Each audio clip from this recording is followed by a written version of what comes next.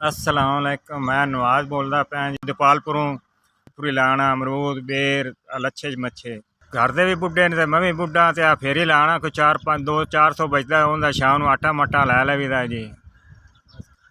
मैं जी फेरी लाना मेरे दो बच्चे ने वो भी शादीशुदा ने तो भी कमज़ोर ने एक छोरी एक छोर है तो वो मजबूर ने भी मैं भी फेरी फेरी लाना जी तो 200-400 रुपया बच जाता जी इन ते गुजारा कर रहा जी।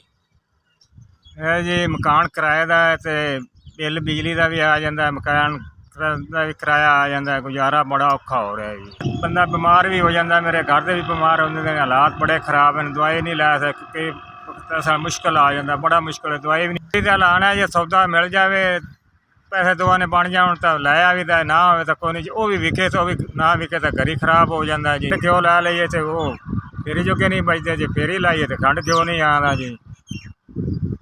बड़ा गुजारा मुश्किल हो रहा है जी जिंदगी तो गुजारनी है। 2 3 4 5 ਤੁਹਾਡੀ तरफों 5000 रुपया मैंने मिल गया। ਤੁਹਾਡੀ मेहरबानी ਤੁਹਾਡਾ कारोबार अल्लाह मियाँ चलावे ਤੁਹਾਨੂੰ हज करावे इस तो दूना तरक्की करे जी। ਤੁਹਾਡੀ मेहरबानी।